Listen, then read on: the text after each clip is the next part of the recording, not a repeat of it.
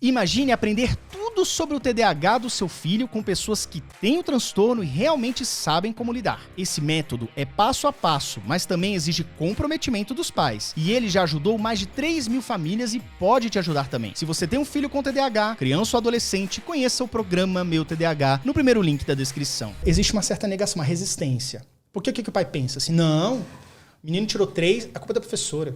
A culpa é alguma outra coisa. A culpa é... Tem que ajoelhar no milho, tem que tomar chinelada.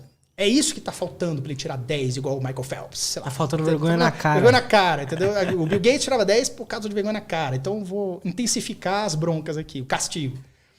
Porra, os pais colocam 1 mês de castigo pra TDAH, bicho. Ó, se você colocar 1 mês de castigo pro seu filho TDAH, tirar o tablet, o que quer que seja por 1 mês, por 1 semana, você só tá aumentando em 10 vezes o nível de ansiedade desse menino, que já é ansioso. Sabe o que isso vai contribuir para ele estudar mais? 0. Isso eu ensino no programa, tá? Você tem que saber o que fazer, brother. Se você continuar fazendo só o que sua mãe e a sua avó fazia, porque você aprendeu dessa forma, não tem como. A gente aprende, né? Não vai funcionar. Porque pro seu filho TDAH é uma outra pegada que você tem que ter. Você tem que entender a cabeça dele.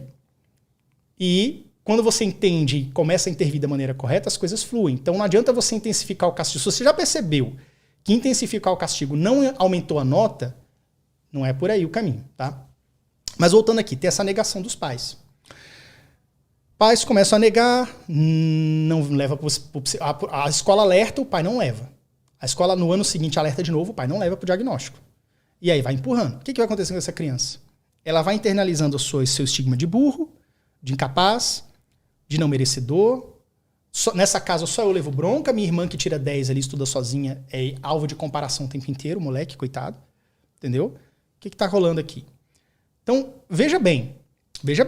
Eu tirava 1, 2, 3 de nota do colégio. Na maioria das vezes. Consegui passar, não sei como, assim, foi um milagre de Deus. Passei no Jardim 3, que eu sofri aquela agressão naquela escola. Primeira série também, que eu já é o 2º ano. Quando eu fui para a 2ª série, que minha mãe finalmente me mudou de escola, e o que aconteceu? Depois eu conto isso, porque não vou fugir demais. Mas o que aconteceu? Quando eu fui para essa outra escola, eu tive outro tipo de intervenção. Outros professores, eram 15 alunos no ano 35. As coisas melhoraram num ritmo muito mais acelerado. Ficou muito melhor. Então, o que acontece? As minhas notas subiram.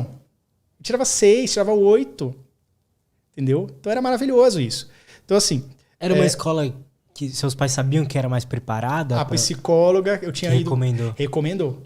Então tem escolas e escolas. Tem até métodos, né, de ensino que são diferentes, né? Tem umas escolas que o pessoal vai plantar. E eu fiz isso. Escola construtivista, escola Waldorf também, muitas vezes, a metodologia Waldorf também que fala.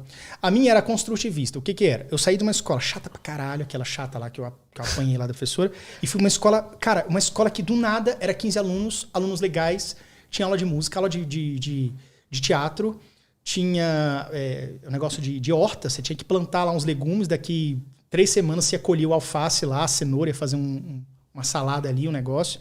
Então você tinha eu acho isso muito legal. Aula de informática, cara, em 92, foda. 92, que esse computador tela verde e preta, assim, mas era legal, era informática.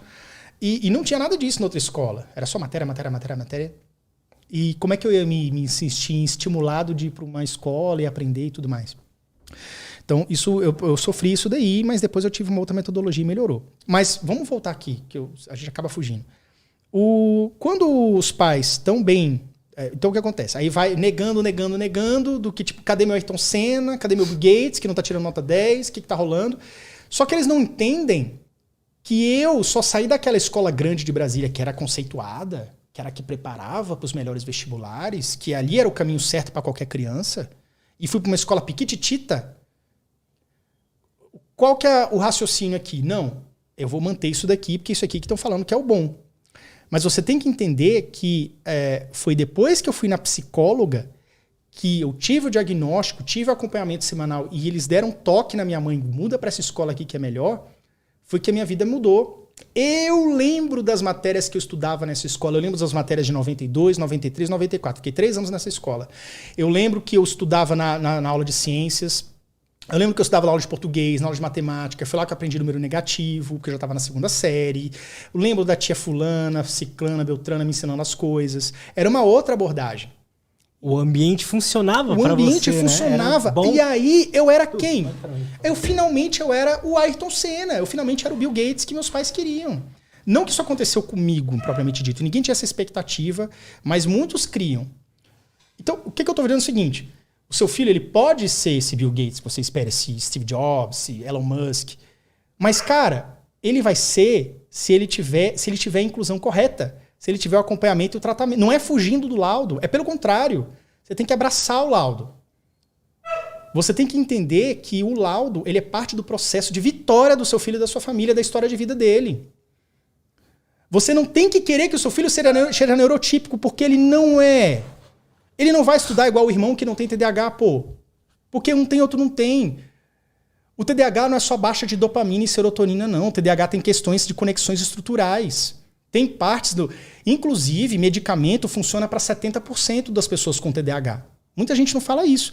30% das pessoas com TDAH não reagem bem ao medicamento. Cara, 30% não é 3%. É 1/3, brother. 1/3 das pessoas que tomam estimulantes não reagem bem. E o que acontece? Muitas pessoas nem sabem disso, porque às vezes estão com profissionais médicos e terapeutas que não sabem dessa estatística, né? Isso aí é trabalho acadêmico, científico, né?